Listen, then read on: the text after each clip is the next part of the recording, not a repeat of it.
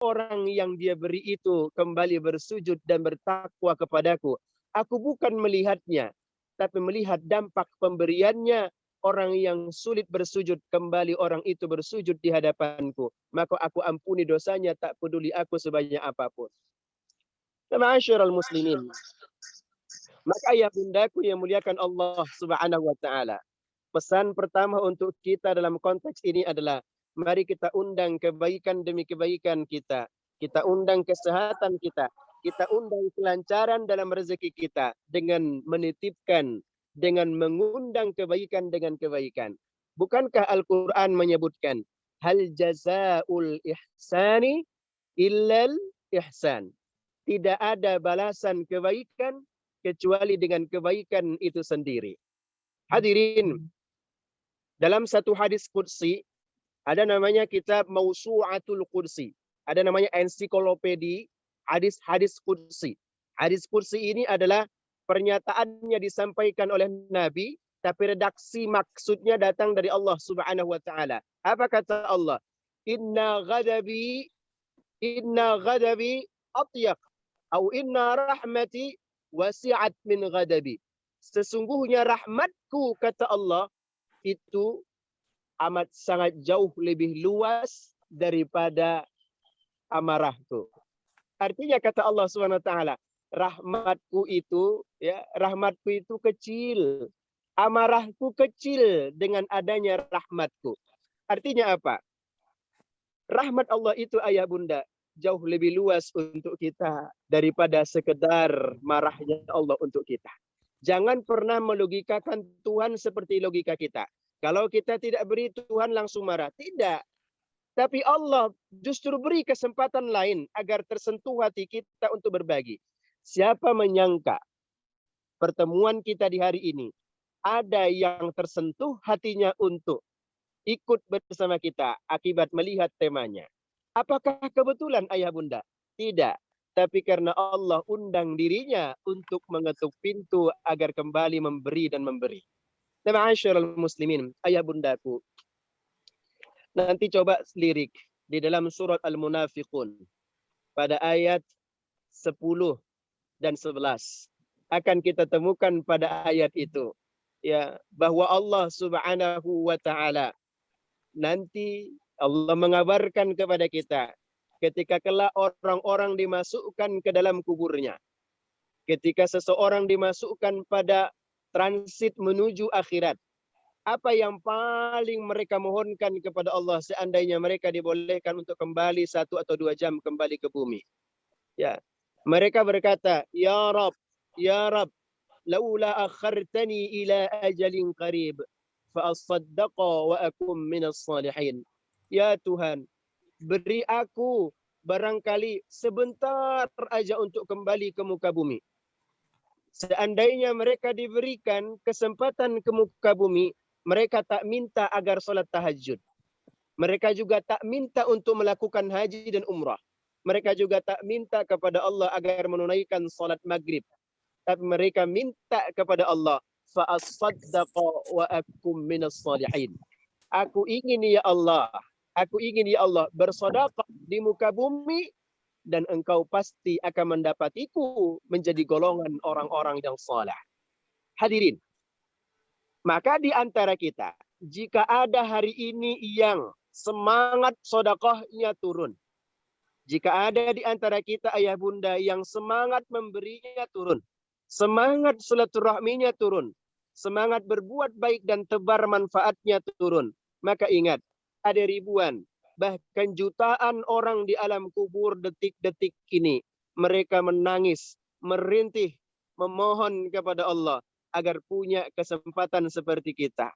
Agar punya kesempatan seperti kita memberi dan menebar kebaikan. Maka ayah dan bundaku yang dimuliakan Allah SWT, tentu saja kita tidak ingin menjadi bagian orang-orang yang akan menyesal itu kelak di hari kiamat.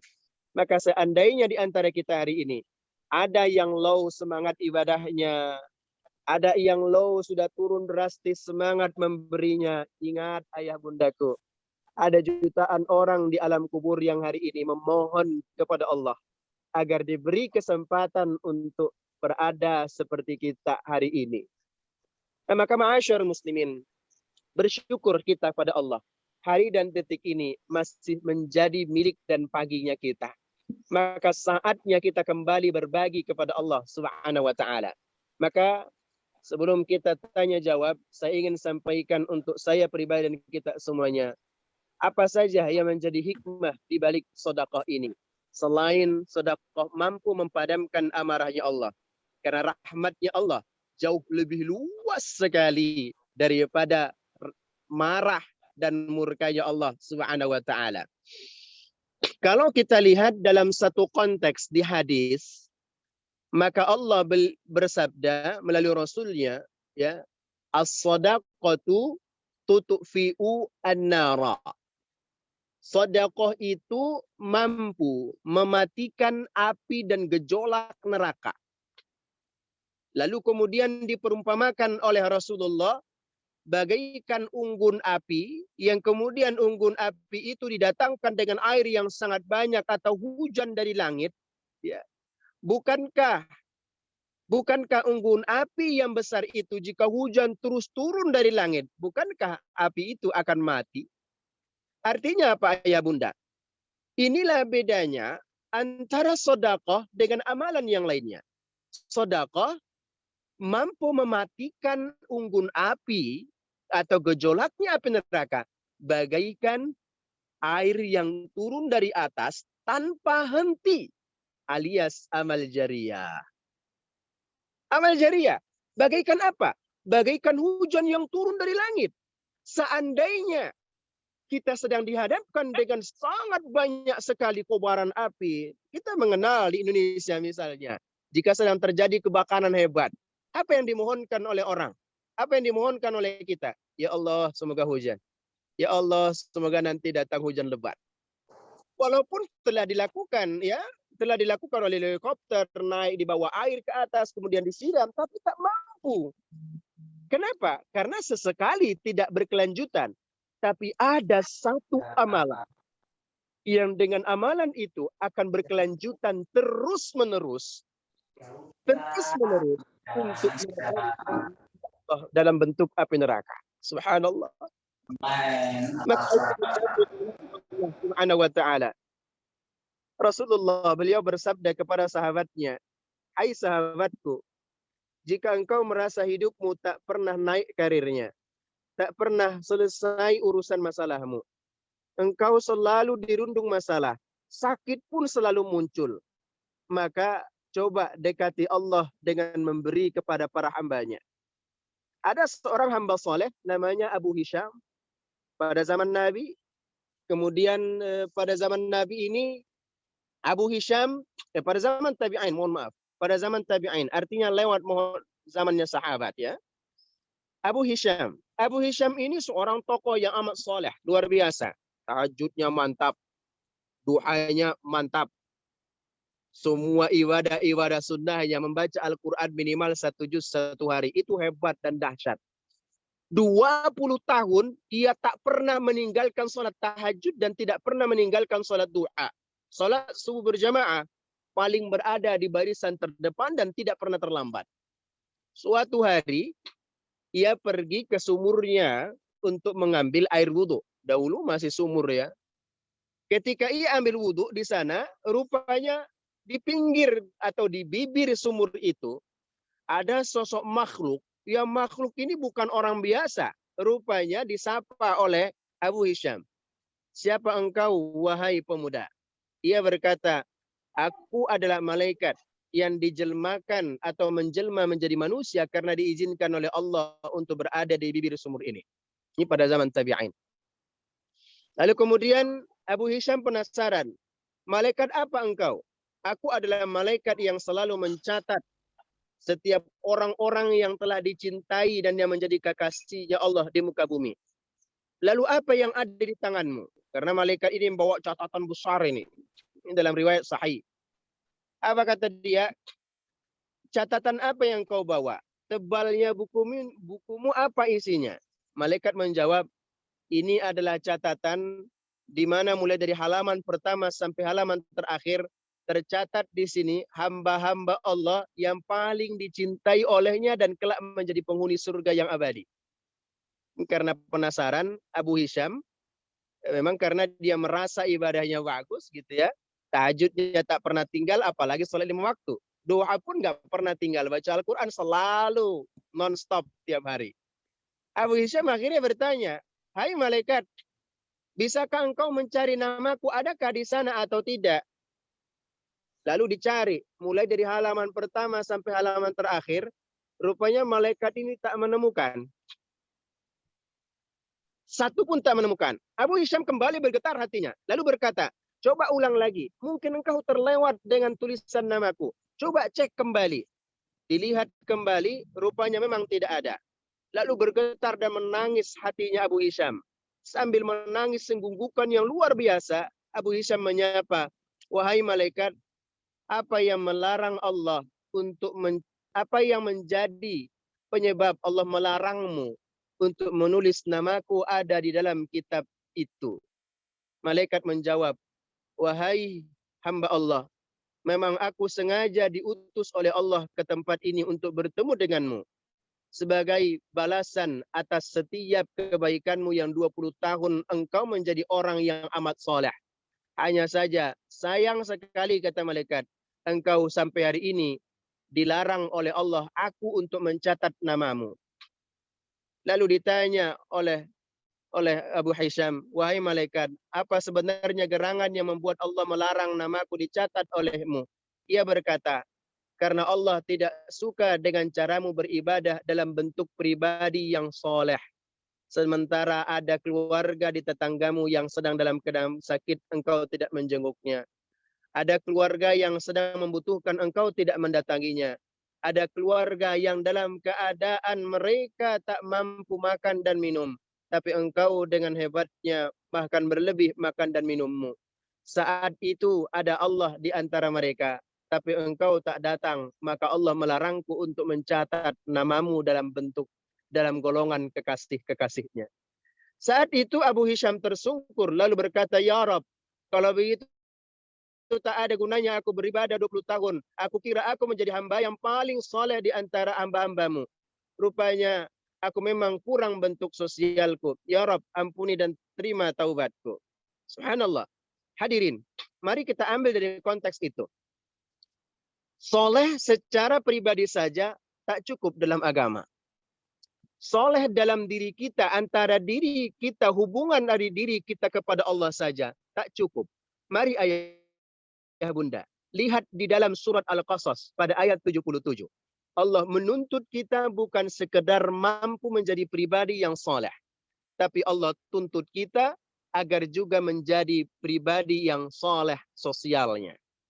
Bukan hanya soleh pribadinya, tapi Allah minta kita agar menjadi pribadi yang soleh sosialnya.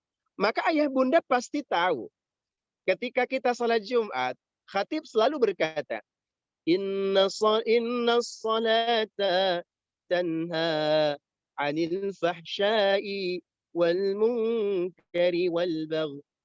Dan sampai terakhir. Sesungguhnya salat itu mencegah perbuatan keji, perbuatan mungkar, berlebih-lebihan, dan suka mengingatkan dan menebar ingatan terhadap kepentingnya beribadah kepada Allah. Artinya apa? Kalau ingin tahu ayah bunda, mau tahu tidak bahwa amal soleh kita ini diterima oleh Allah? Kalau mau tahu, gampang sekali caranya. Bagaimana caranya? Perhatikan kepada perilaku kita.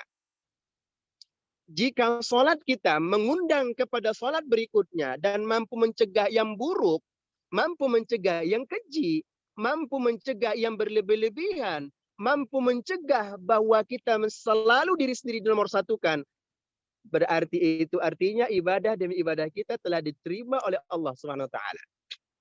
Maka misalnya kalau ada orang di masjid gitu ya, dia bawa sendal, dia keluar dari masjid, dia tidak lihat sendalnya, lalu kemudian dia ambil sendal orang lain, dia tendang saking marahnya, itu artinya salat yang barusan ditunaikan olehnya tidak diterima oleh Allah Subhanahu wa taala.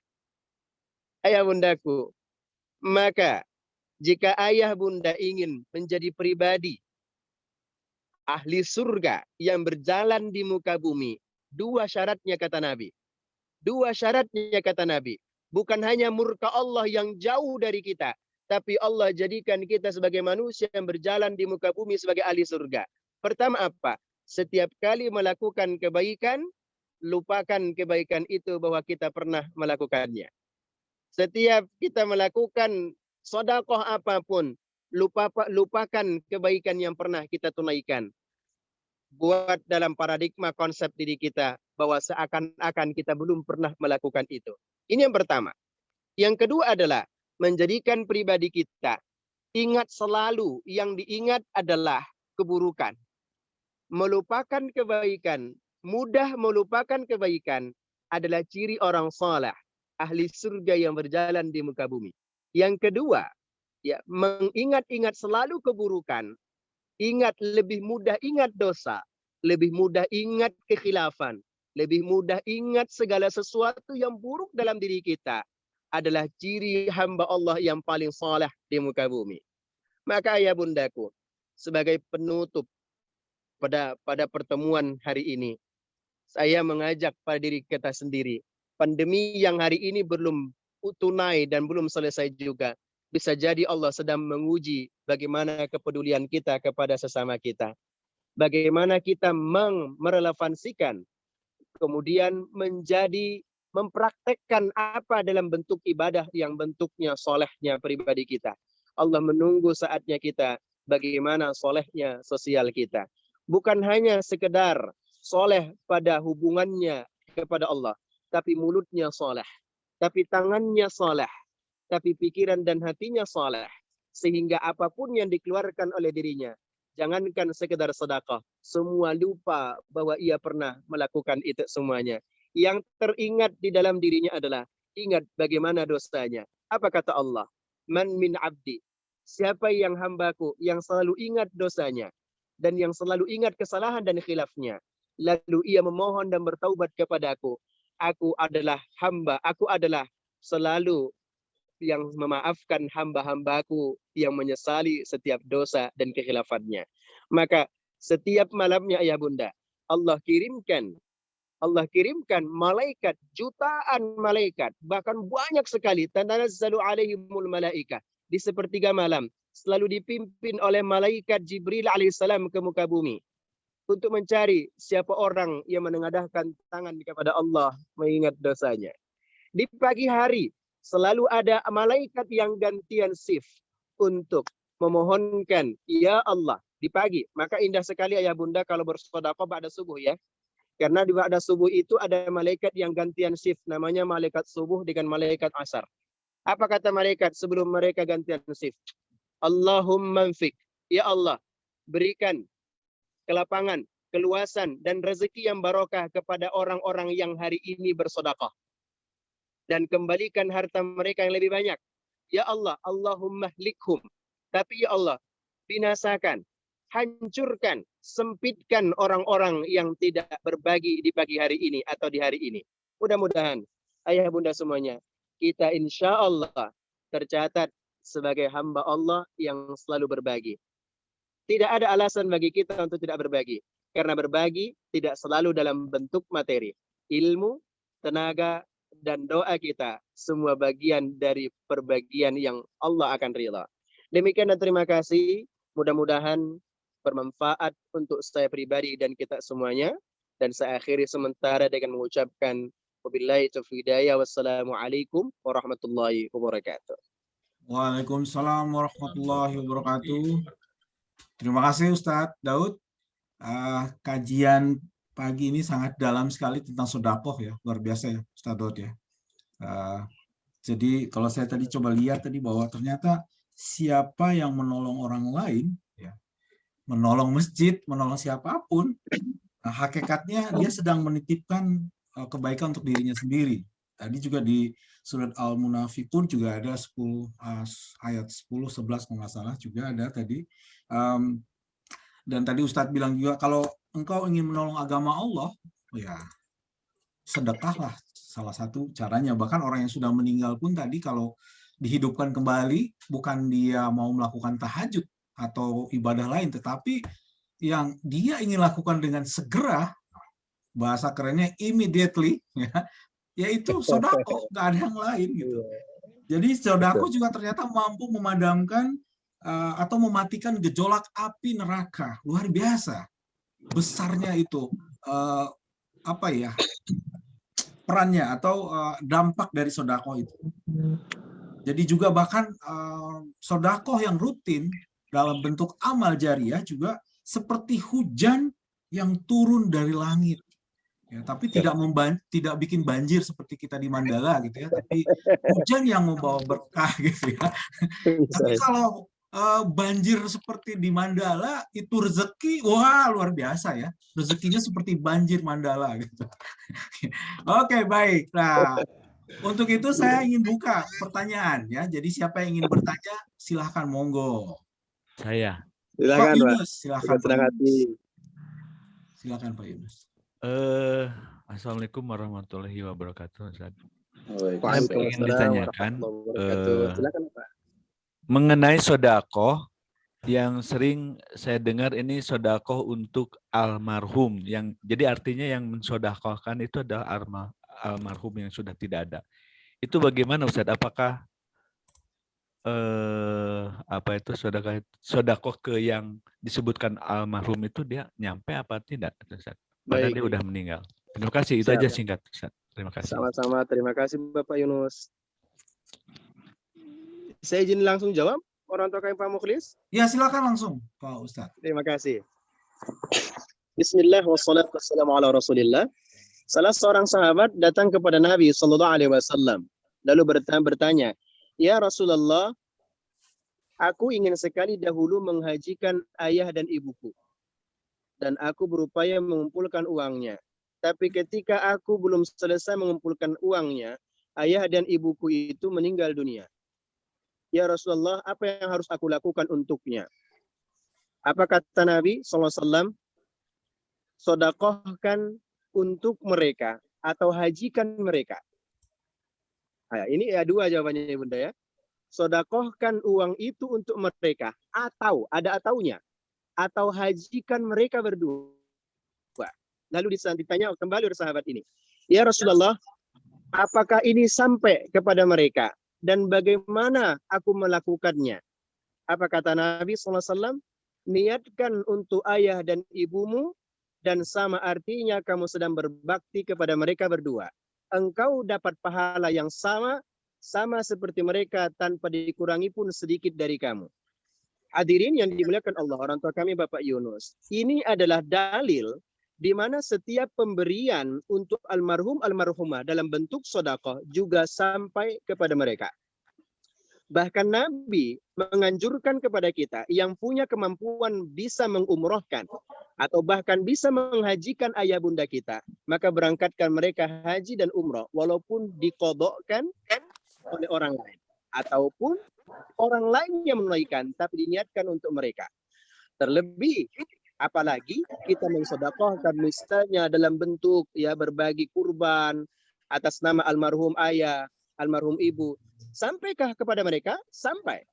Dalam hadis lain di riwayat Imam Muslim, Nabi SAW itu mengibaratkan orang yang di dalam kuburnya itu adalah ada di dalam kubur itu ayah bunda dua perbedaan. Ada orang yang dalam kubur itu yang setiap kalinya itu selalu seakan-akan membawa karung dan kemudian memungut mutiara-mutiara untuk dimasukkan ke dalam karung itu. Tapi ada kelompok dalam kubur itu, ahli kubur, mereka tidak ikut berebutan untuk masukkan mutiara-mutiara itu ke dalam karung. Tapi mereka terduduk, menunggu saja dan senyum. Salah seorang ahli kubur bertanya kepadanya, "Hai hamba, hai fulan bin fulan, mengapa engkau tidak ikut berebut doa kaum mukmin mukminat di bumi? Mereka tiap hari mendoakan muslim muslimat, mukmin mukminat, ampuni dosa orang-orang yang telah wafat. Mengapa engkau tak pernah berebut ingin mendapatkan ampunan itu dari Allah? Kenapa engkau diam saja?" Apa kata hamba itu? Apa kata fulan bin fulan? "Aku tidak perlu berebut itu karena aku selalu dikirimkan jariah pahala dari muka bumi oleh anak-anakku, keluargaku, murid-muridku, dan orang-orang terdekatku. Aku tidak perlu repot seperti apa yang kalian lakukan." Ini dalam hadis sahih. Ayah bunda, itu artinya sedekah bukan hanya mampu menebus sulitnya kehidupan dunia, tapi mampu menembus rahmatnya Allah untuk kita sampaikan kepada ayah bunda kita.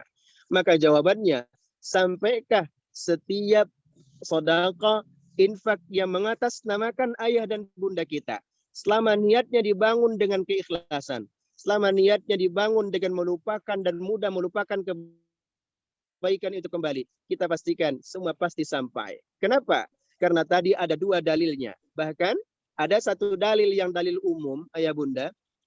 Hafal banget mungkin ini. Innamal a'malu binniyat. Tiap sesuatu itu tergantung kepada niatnya. Ya. Ketika diniatkan untuk almarhum almarhumah sampai. Maka mari ayah bunda, tidak selalu pemberian itu harus mengatasnamakan kita. Atasnamakan orang lain, maka kita dapat yang sama seperti yang Allah berikan untuk mereka. Demikian orang tua kami Pak Yunus. Alhamdulillah. Bagaimana Pak Yunus? Biar yang lain. Iya, baik. Jadi seperti itu ya, jawabannya sangat memuaskan ya, jadi bisa ya Pak Yunus. Oke, ini ada yang angkat tangan Pak Ahmad Yunus juga nih. Ya, kalau saya lihat di ini mau bertanya sepertinya benar ya Pak Ahmad Yunus, bisa di unmute dan buka video kalau bisa. Silakan. Baik, terima kasih Pak Ustadz dan Pak Muklis. Mohon izin videonya nggak bisa saya. Oh, boleh. Nggak apa-apa. Monggo Pak. Silakan Pak. Subhanallah, walhamdulillah, wala ilaha illallah, wallahu akbar. Materi yang sangat bagus dan memotivasi serta sekaligus menguatkan diri kita untuk biasa berwakaf. Alhamdulillah. Terima kasih Pak Ustadz. Mohon izin, tadi ada satu hal yang kisah Abu Hisam tadi ya, yang menarik hikmahnya. Namun mohon penjelasan kalau kisah Abu Hisam tadi kaitkan dengan salah satu ayat surat Al-Yalyalah ya, di mana Allah akan mencatat setiap kebaikan maupun keburukan sekecil apapun, bahkan sekecil biji zarah pun tetap akan dicatat. Sementara tadi ada yang dicatat kebaikan atau amal ibadah yang dilakukan oleh Abu Hisam tadi. Nah, ini kira kurang lebih seperti apa Pak Ustadz ya? Hikmah tadi dikaitkan dengan surat Al-Yalyalah tadi. Terima kasih Pak Ustadz. Assalamualaikum warahmatullahi wabarakatuh. Silakan langsung Pak Ustadz. Assalamualaikum warahmatullahi wabarakatuh. Saya izin langsung jawab. Langsung dijawab silakan Pak Ustadz. Ya. Siap, terima kasih. Di dalam soal zalzalah memang disebutkan pada ayat terakhir ya. Dikatakan faman ya'mal mithqala dzarratin. Ya, siapa yang melakukan walau kebaikan, walau sebiji sawi dibalas. Dan siapa yang melakukan keburukan walau sebiji sawi juga tetap dibalas. Sementara tadi Abu Hisam, dia melakukan ibadah 20 tahun. Tahajud tak pernah tinggal, duha tak pernah tinggal, baca Al-Quran satu hari selalu lebih daripada 1 juz. Tapi tak tercatat sedikit pun oleh Allah dan para malaikat bahwa dia seorang kekasih di muka bumi. Lalu apakah kedua ayat ini, apa kondisi ini bertolak belakang? Mari perhatikan ayah bundaku. Surga itu adalah hak prerogatifnya Allah Subhanahu wa taala. Neraka juga itu adalah hak prerogatifnya Allah Subhanahu wa taala. Mari lihat dalam satu kitab namanya Mausu'at Hadisul Qudsi. Ensiklopedia hadis-hadis qudsi. Di sana pada bab-bab terakhir ada neraka dan surga itu berantem bicara ya. Neraka berkata begini, neraka. Nanti ayah bunda kalau ada yang menyapa ke saya langsung, bukunya ada nggak Ustaz? Oh ada, saya bukunya PDF-nya pun insya Allah ada. Neraka itu berkata begini, hai surga, pokoknya nanti setelah di padang mahsyar selesai, maka setiap orang yang sombong, setiap orang yang tidak peduli dengan berbuat baik kepada orang lain, setiap orang yang banyak hutang di bumi, dan setiap orang yang syirik, itu milikku dan akan kusiksa dia dalam perutku, kata neraka. Ini kata neraka. Di sini ya bunda, ulang.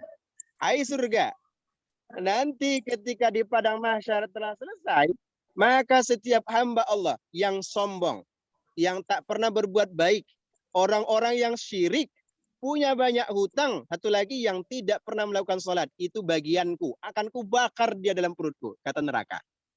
Lalu kata surga begini, surga menjawab, ini hadis nyata ya. Surga menjawab, silahkan itu bagianmu. Tapi orang-orang yang selalu tahajud itu bagianku. Orang-orang yang tak pernah meninggalkan sholat 5 waktu itu bagianku. Orang-orang yang hafiz Al-Quran itu bagianku. Dan orang-orang yang selalu baik hatinya adalah bagianku. Akhirnya seakan-akan mereka berebut. Akhirnya Allah ikutan. Apa kata Allah? Hai neraka, engkau adalah ciptaanku. Aku ciptakan engkau untuk menjadi dia di mana aku akan mengazab hamba-hambaku bukan sesuai keinginanmu, tapi adalah sesuai perintah dan keinginanku.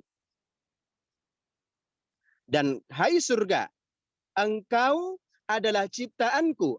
Aku ciptakan engkau agar menjadi rahmat dan kebahagiaan bagi para hambaku. Tetapi bukan siapa yang engkau sukai atau inginkan, tapi adalah siapa yang aku suka dan aku inginkan untuk masuk ke dalammu. Artinya apa? Ayah bunda, boleh jadi amal soleh kita sama seperti ahli surga, tapi belum tentu Allah memberikan hak itu surga untuk kita. Boleh jadi tampak seseorang mirip perilakunya perilaku ahli neraka, tapi belum tentu akhir kehidupannya kelak dia menjadi ahli neraka. Maka jangan pernah bersuudzon ke manusia siapapun.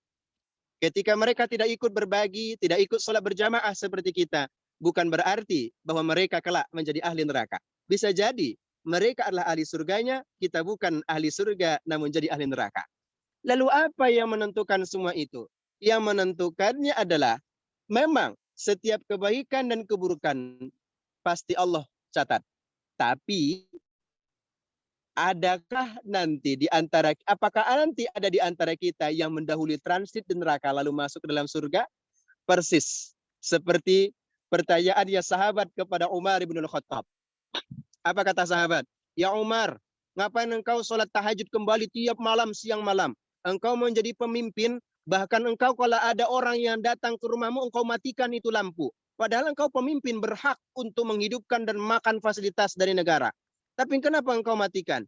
Padahal juga engkau telah dijamin oleh Rasulullah masuk dalam surga. Apa jawaban Umar bin Khattab?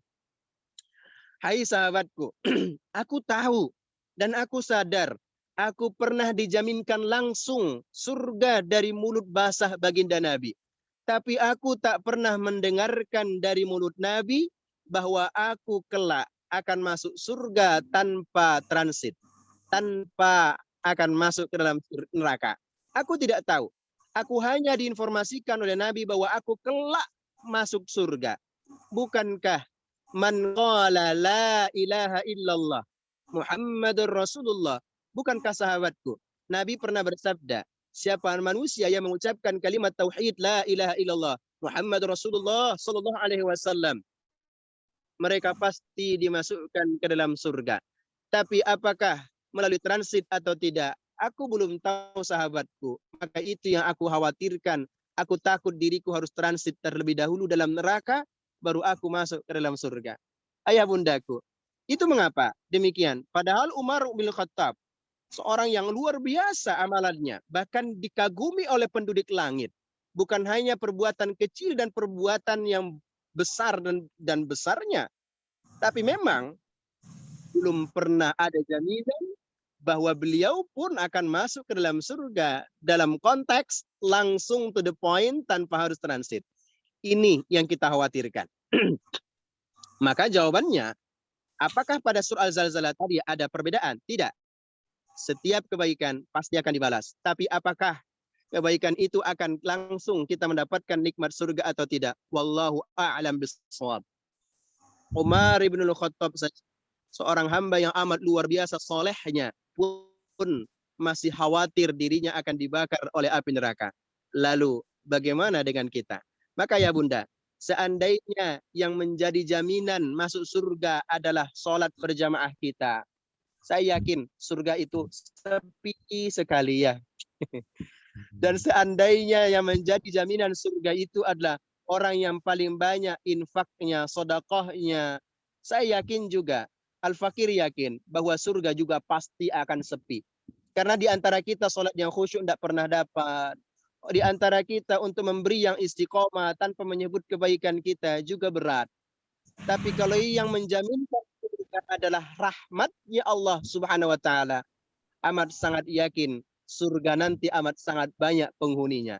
Mudah-mudahan kita semuanya ayah bundaku yang cerah ini usai sholat subuh tadi termasuk hamba-hamba Allah yang menjadi ahli surga. Amin ya rabbal alamin. Amin. Demikian Bapak, mohon maaf. Alhamdulillah, terima kasih Pak Ustadz pencerahan yang semakin menguatkan untuk senantiasa berbuat baik. Terima kasih Pak, monggo dilanjut. Masya Allah, luar biasa ya, subhanallah, itu jawabannya luar biasa, jadi menarik sekali. Terima kasih Pak Ustadz dan Pak Ahmad Yunus ya. Wah, ini jauh-jauh ikut kajian kita nih. Baik, ini ada pertanyaan dulu ya. Tadi ada 2 orang yang, wah ini sangat menarik nih, teman-teman, bapak-bapak, ibu sekalian. Ini ada 2 orang yang raise hand, tapi sebelumnya saya akan bacakan dulu nih di chat. Ini ada sebuah pertanyaan bagus dari Pak Rahmat ya. Assalamualaikum Ustadz, bagaimana caranya agar kita bisa dijauhkan dari sifat kikir? Dan apakah perbedaan sedekah dengan infak? Monggo dijawab dulu Ustadz langsung, nanti baru kita ada Pak Abdullah dan Bu Ambar yang akan bertanya setelah ini. Silakan. Siap, terima kasih. Bagaimana caranya agar kita bisa dijauhkan dari sifat kikir? Jawabannya begini. Kikir ini di dalam Al-Quran sering disebut dengan kata bukhl, atau kalau kita menyebutnya bakhil ya, bakhil. Nah, kikir ini adalah sifatnya syaitan. Kikir ini sifatnya orang-orang yang tidak akan pernah masuk ahli surga. Karena jika masih ada di antara kita soleh pribadinya, tapi masih ada sifat kekikirannya, surga bukan menjadi milik orang yang kikir, tapi surga menjadi milik hamba yang paling baik soleh pribadinya dan paling baik soleh sosialnya. Lalu bagaimana agar kita bisa terjauhkan dari sifat kikir? Ada 3 cara.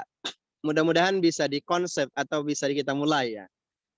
Yang pertama adalah terpaksa. Ya, orang Medan bilang 3 ter katanya Pak Muflis. 3 terpaksa. Ya. Artinya apa? Paksa diri kita untuk terus berbagi. Paksa diri kita, paksa saja. Paksa. Kita tidak tahu kebaikan mana yang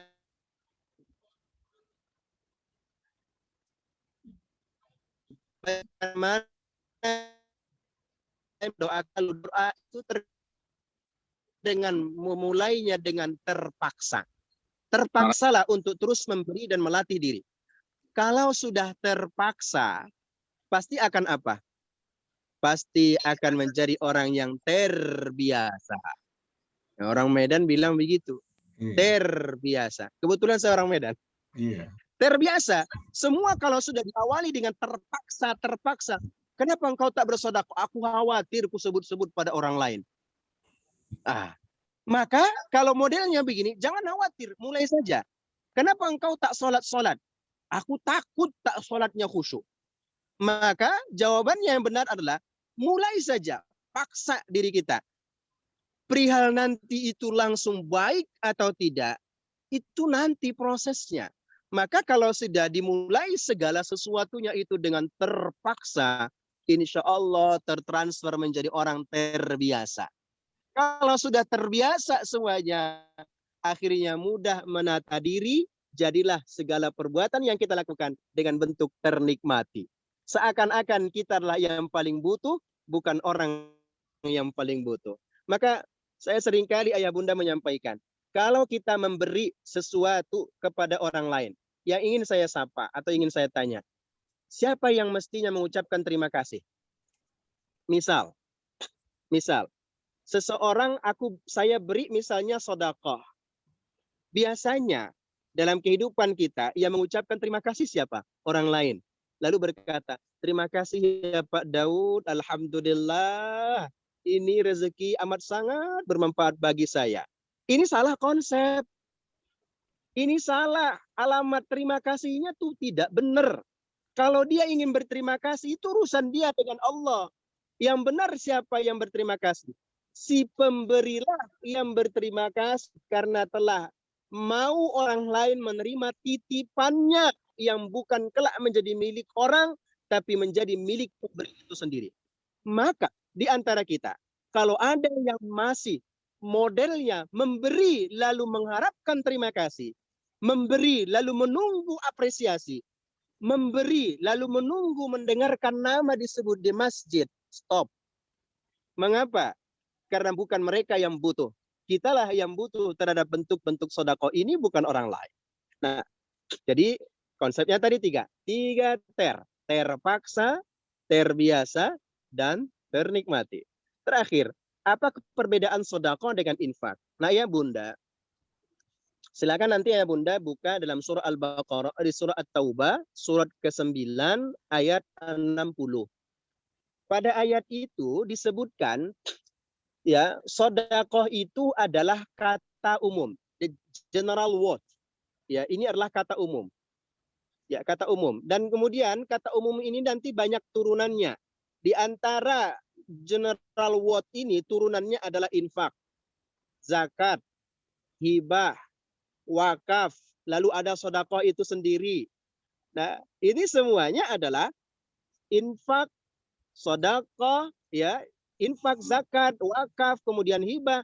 Ini adalah turunan kecil dari sedekah. Ya, sedekah. Makanya kalau diperhatikan juga dalam surat At-Taubah di 10 ayat 1 ayat ke-20-an 17 sampai 20 kita temukan di sana. Khudh min amwalihim shadaqatan. Nah, itu. Khudh min amwalihim. Ambillah dari bagian harta mereka. Shadaqatan, sebagai bentuk sedekah. Allah nggak pernah menyebutnya. Ambil dari harta mereka infak. Ambil dari harta mereka hibah. Ambil dari harta mereka wakaf. Tidak. Allah hanya menyebutnya ambil dari bagian harta mereka sebagai bentuk sedekatan. Yang tujuannya tutahhiruhum, mensucikan diri mereka, wa tuzakkihim, dan membersihkan jiwa mereka.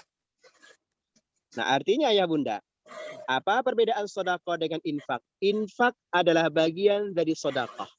Hanya golongan pengalokasiannya, infak ini cenderung untuk pembangunan. Dua pembangunan. Pembangunan fisik dan pembangunan karakter. Maka kalau kita mengeluarkan uang zakat untuk membangun masjid, apakah sah? Jawabannya sah. Kenapa sah? Karena tujuannya untuk pembangunan fisik. Atau kita ingin mengeluarkan zakat demi menyekolahkan anak yatim. Boleh atau tidak? Sangat boleh. Karena itu bagian dari pembangunan karakter. Maka para amilin ya, panitia di masjid, hati-hati. Kalau misalnya ada jamaah yang bilang, Ustadz, saya titipkan uang infak. Beda dengan kalimat, saya titipkan sedekah. Kalau dititipkan infak, berarti tujuannya pasti pembangunan. Kalau bukan pembangunan fisik, adalah pembangunan karakter. Tapi kalau disebutkan saya titipkan sedekah, berarti boleh kemana saja, selama itu adalah tepat sasaran. Maka ya bundaku, yang penting ketika kita bersedekah, bukan hanya banyaknya, bukan hanya kepada siapanya, tapi pastikan sedekah kita juga tepat sasarannya. Jika sedekah kontinuitas tapi tak tepat sasaran, maka sedekah itu juga belum tentu mengundang yang terbaik dari Allah SWT. Maka sedekah terbaik adalah sedekah yang tak pernah terputus dan bukan banyaknya, terus menerus dan tepat sasaran. Mudah-mudahan kita mampu melakukan itu. Terima kasih. Baik, terima kasih, Masya Allah, luar biasa Pak Ustadz ya. Jadi kalau mau sedekah atau infak tuh pakai 3 ter ya, terpaksa, terbiasa, maka akan ternikmati. Luar biasa ini. Ini ilmu yang luar biasa. Menarik ya. Paksa dulu ya Ustadz ya, pasti akan terbiasa. Oke, good point. Baik, terima kasih. Ini ada pertanyaan. Wah, ini sangat menarik ya, Bapak-bapak. Tanpa terasa nih waktunya, tapi semangat nih, semangat jamaah kita luar biasa dengan kajian kedua. Dan jumlahnya lebih banyak dari kajian pertama nih. Ada 41 juta orang yang hadir ya di sini. Itu kali 2 itu kalau bersama istri anak berarti sekitar 80 juta yang hadir. Ya, kajian pertama tidak sebanyak itu. Ya Pak Mufli. Ya. Animonya meningkat ini. Baik, kalau gitu nih ada yang resen tadi Pak Abdullah. Silakan Pak Abdullah, langsung aja buka mic-nya. Yap, Assalamualaikum Pak Ustadz. Terima kasih Pak Mukhlis. Pertanyaan saya itu menyambung dari pertanyaannya Pak YM Yunus. Kalau Pak YM Yunus terkait dengan sodakoh untuk orang tua, saya mau bertanya tentang membadalkan haji untuk orang tua. Apakah membadalkan haji orang tua itu kita sendiri harus sudah haji? Itu yang pertama. Sementara antrian haji sangat panjang. Ya. Yang kedua, sekarang ini ada biro atau jasa untuk membadalkan haji orang tua kita dengan ukuran biaya yang terbilang sangat murah. Sekitar 10 jutaan mereka menawarkan bisa membadalkan haji untuk orang tua kita. Ya travel. Nah, itu tinjauan syar'inya bagaimana Ustadz? Apakah ini bisa secara syar'i bisa membadalkan haji, terutama yang tadi terkait dengan biro jasa atau travel yang bisa membadalkan haji, tetapi kita nggak perlu ke sana, sudah ada timnya gitu. Ya, demikian, terima kasih Pak Ustadz, Pak Mukhlis. Assalamualaikum warahmatullahi wabarakatuh. Monggo langsung Ustadz dijawab. Waalaikumsalam warahmatullahi wabarakatuh. Ya. Monggo langsung. Ya. Baik, menghajikan ayah bunda yang pertama itu bagian dari cara kita berbakti kembali kepada mereka. Artinya, setelah ayah ibu kita tidak ada, masih banyak cara untuk kita tetap melakukan pengabdian, berbakti kepada mereka. Di antaranya adalah dengan kita ya menghajikan mereka. Nah, lalu bagaimana konteks fikihnya? Ini kita berbicara tentang fikih, Bapak ya. Dalam kitab fikih ada 3 syarat untuk boleh menghajikan ayah bunda kita almarhum almarhumah. Pertama adalah orang yang menghajikannya adalah mesti dan wajib hukumnya orang yang telah pernah menunaikan kewajiban dirinya atau orang yang sudah pernah berhaji. Ya, misalnya saya belum pernah berhaji, lalu saya ingin menghajikan ayah bunda saya, maka tidak sah sama sekali. Kenapa? Karena saya masih punya kewajiban untuk berhaji sebagai bentuk kewajiban saya. Lalu kalau dipaksakan bagaimana dalam konteks fikihnya? Karena bisa jadi niatnya berbeda. Sementara saya masih tertanggung satu kewajiban. Maka syarat pertama, orang yang menghajikannya mesti orang yang sudah pernah menunaikan kewajibannya. Yang kedua adalah orang ini yang paling tepat adalah orang yang paling amanah di dalam menyampaikan kebaikan. Siapa orang yang paling amanah? Orang yang paling amanah adalah mereka yang dititipi kebaikan ini untuk diniatkan untuk ayah dan ibu kita. Bukan orang sembarangan yang dibayar. Mohon maaf. Kalau ada konteks atau orang tertentu yang hanya ingin dibayar, dia kemudian kita hajikan lalu atas nama ayah dan ibu, wallahu a'lam bishawab. Kita tidak tahu isi hati. Bisa jadi orang ini mau menghajikan tujuannya karena ada imbalan tertentu yang diperoleh olehnya. Maka sebenarnya bukan keluarga yang paling tepat, tapi bukan siapa-siapa. Yang paling tepat adalah mereka yang paling amanah di dalam menunaikan tugas mulia ini. Siapa yang paling amanah? Misalnya, orang yang paling baik sholatnya, orang yang paling baik akhlaknya kita lihat, dan orang yang paling mantap amal solehnya. Misalnya, setidaknya ukurannya 3. Bagus akhlaknya, ya, kemudian bagus sholat 5 waktunya, dan yang terakhir pernah teruji amanahnya. Kalau orang ini kita tidak tahu bagaimana sholatnya, kita tidak pernah tahu akhlaknya, kita tidak pernah tahu bagaimana pribadinya, sebaiknya tunda. Dan yang terakhir, ada syarat ketiganya. Syarat ketiganya adalah orang yang menghajikan ini nanti, yang membadalkan atau qadha disebut, maka dia harus nanti nawainya, berniatnya, harus meniatkan langsung kepada almarhum almarhumah atau orang yang kita hajikan. Nah, maka Itu artinya dituntut bagi orang yang menghajikan atau membadalkan ini, dituntut agar mampu mengetahui pemahaman ilmu fikih. Ya, bukan hanya sekedar bisa atau tidak, tapi harus mampu. Nah, pertanyaannya, boleh nggak kita menggunakan biro travel tadi? Jika benar, kita mampu mendapatkan 3 syarat ini. 3 syarat ini. Mau dari Indonesia kah, mau dari Saudinya kah, atau dari manakah? Selama kita bisa memenuhi 3 syarat ini, itu jauh lebih baik. Maka tertunaikan. Ustadz, tapi berat menemukan orang ini. Lalu bagaimana caranya? Bersedekahlah untuk mereka. Atau misal, contoh Pak ya, izin. Tidak perlu meniatkan khusus ada orang badal, cukup ada orang saleh yang kita lihat, orang yang hafizul Quran misalnya, orang yang selalu berdakwah di jalan Allah, beri dia uang, hajikan dia dari uang ayah dan ibu kita yang kita niatkan. Sama, pahalanya pun sama kepada mereka. Bedanya, kalau dibadalkan, berarti harapannya telah tertunaikan rukun Islamnya.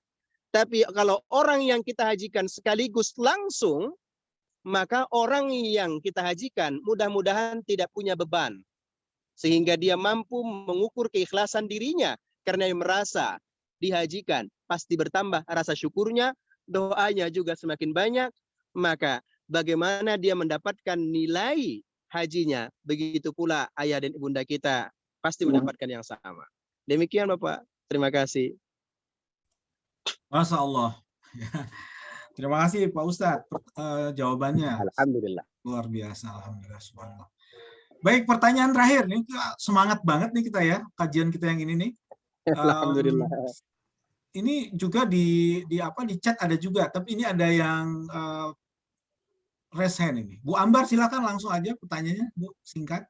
Ya, bismillahirrahmanirrahim. Assalamualaikum warahmatullahi wabarakatuh. Waalaikumsalam warahmatullahi wabarakatuh. Masya Allah, terima kasih atas kesempatannya. Pas banget yang terakhir. Ustadz, mau tanya, maaf bukan maksudnya mau hitung-hitungan, tapi misalnya kondisinya seperti ini. Keluarga kami memiliki budget misalnya untuk sedekah 300.000 per bulan.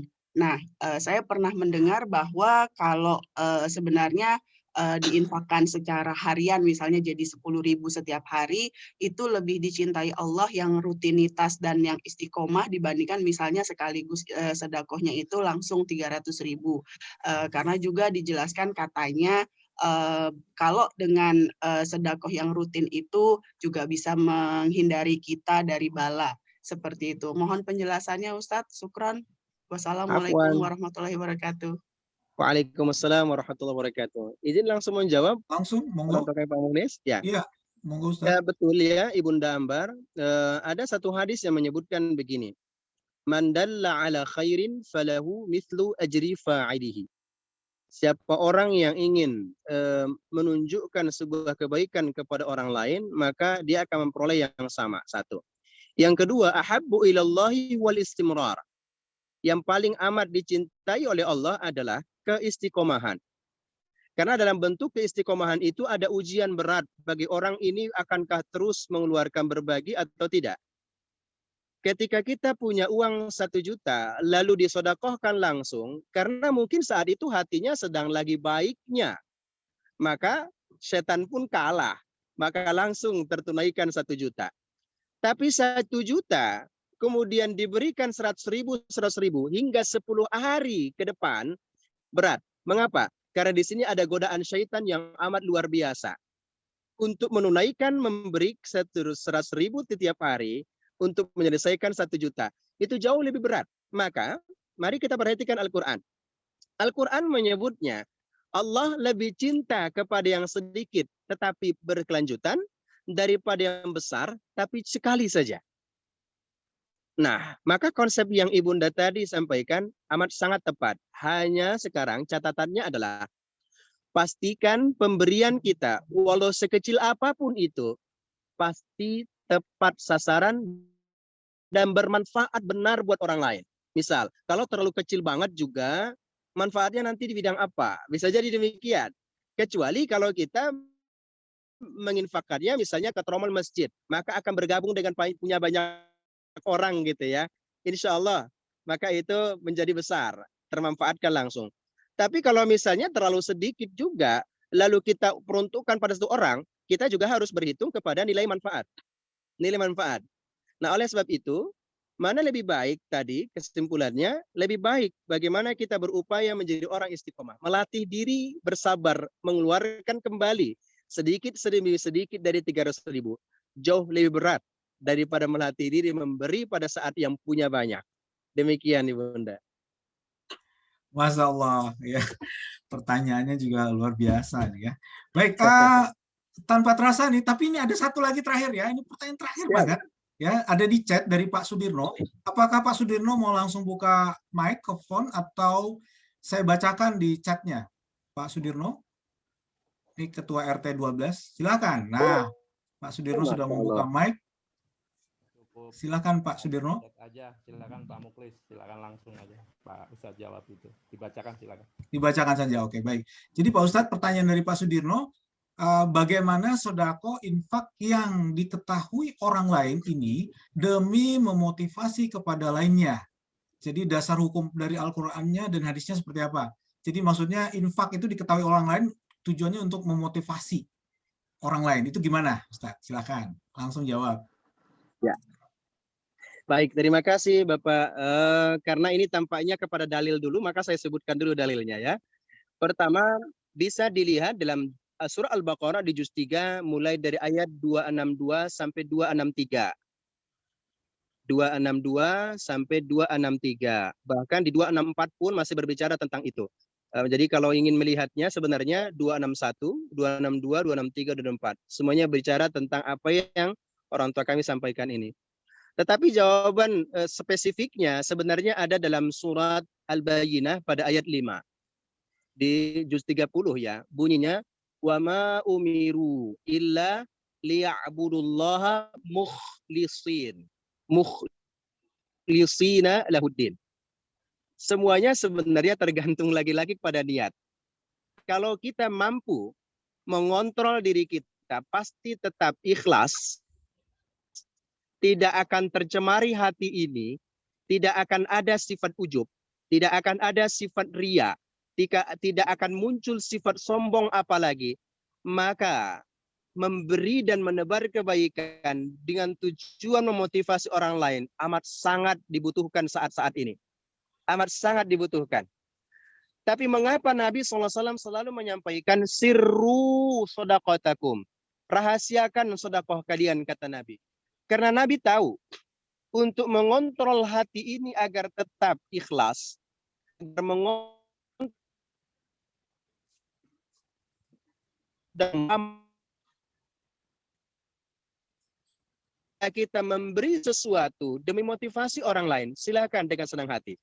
Mungkin dengan caranya berbeda agar kita tidak terlalu terjerumus kepada rasa ujub, rasa ria ataupun rasa sombong. Ini beda. Ujub ini ujub itu tidak perlu ngomong, ya, tidak perlu ngomong, diam. Tapi ketika disebut namanya, alhamdulillah, itu aku tuh, begitu ya. Dalam hatinya berkata, tuh pas namaku tuh. Nah, untung panitia masjid sebutin namaku. Itu ujub karena merasa bahagia ketika disebut namanya. Ini hati-hati, bisa tergores, tercoreng keikhlasan kita. Tapi kalau misalnya berapa sedekahmu? 2 juta. 2 juta, aku 10 juta. Itu ria. Ya, ria diantaranya. Ya, tapi bisa jadi konteks ini bisa malah sombong. Sedikit sekali, kayak aku dong. Kalau sudah perbuatan dan kata-kata ditunjukkan, terjadi kesombongan. Tapi kalau misalnya begini, ya, saya ingin memberi karena di tokoh masyarakat ini, Masjid At-Taqwa ini banyak banget yang memberi. Saya husnuzon di Masjid At-Taqwa jamaahnya insya Allah orang-orang yang paling dermawan.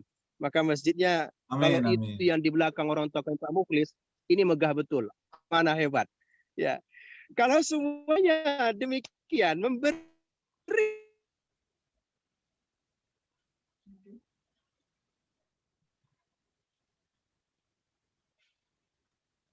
terputus.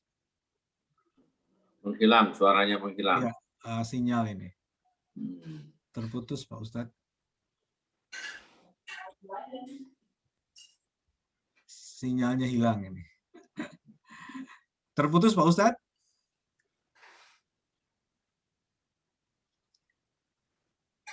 Oh. Mohon Posisinya maaf. Iya, gerak sedikit posisinya. Pak Ustadz, mohon maaf. Terputus. Ya, ini sinyal sepertinya ya.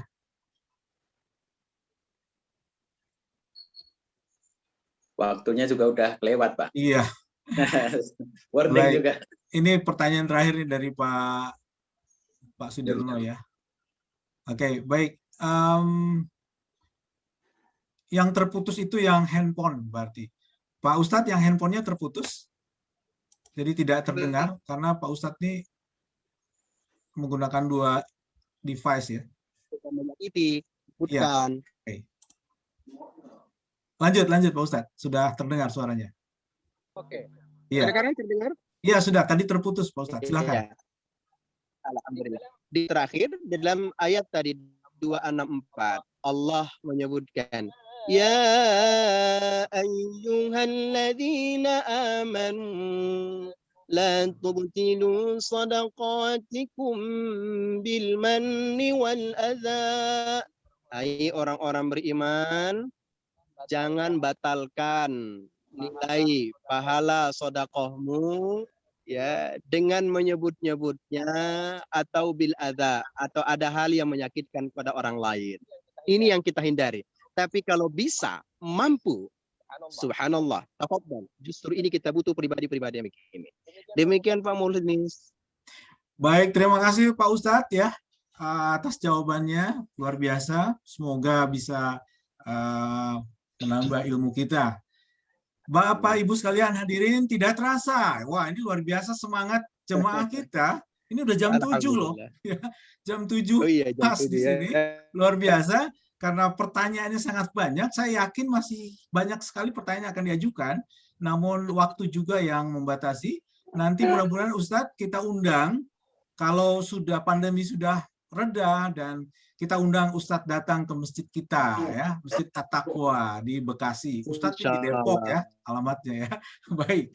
Nah, baik Bapak Ibu sekalian, terima kasih banyak ya atas perhatiannya dengan semangat menuntut ilmunya hingga jam 7 saja belum ada yang beranjak ini ya. Ya, masih jumlahnya sama, tidak beranjak dari tempatnya. Alhamdulillah kajian kita hari ini berhasil dan mudah-mudahan apa yang disampaikan oleh Ustadz memberikan manfaat dan tentunya harus dipraktekin ya. Jadi kalau udah dapat ilmunya harus dipraktekin. Amin ya. Nah, karena katanya yang paling berharga di dunia ini adalah ilmu pengetahuan dan yang paling tidak berharga juga ilmu pengetahuan yang tidak diterapkan atau diaplikasikan. Jadi udah dapat ilmu bagaikan pohon tak berbuah. Nah, bagaikan pohon tak berbuah gitu ya.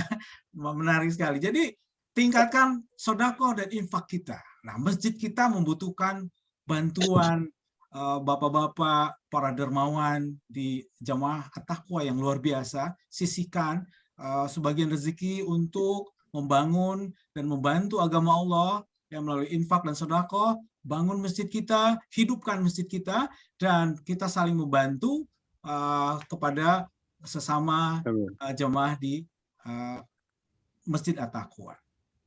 Itu saja dari saya. Kalau ada kurang di sana sini mohon dimaafkan dari kami, dari MMAT. Semoga ke depan kita akan terus melakukan perbaikan. Jangan lupa saya sudah kirimkan di grup absen dan komentar. Mohon diisi ya Bapak Ibu sekalian supaya kita bisa terus memperbaiki kajian kita ini ke depan menjadi lebih baik. Baik, itu saja. Wabillahi taufik wal hidayah. Assalamualaikum warahmatullahi wabarakatuh. Waalaikumsalam. Terima kasih Pak Ustadz atas ilmunya. Sama-sama, Assalamualaikum. semuanya mohon maaf. Terima kasih Pak. Jazakallah khair. Allah. Terima kasih Pak Ketua, Pak Gianto. Ya, Sama-sama Pak Yunus. terima kasih semua Pak Ketua. Ya, terima kasih. Assalamualaikum. Waalaikumsalam warahmatullahi wabarakatuh. Baik, segera kita akan tutup ya. Terima kasih. Sampai ketemu di kajian berikutnya. Assalamualaikum warahmatullahi wabarakatuh. Waalaikumsalam warahmatullahi wabarakatuh.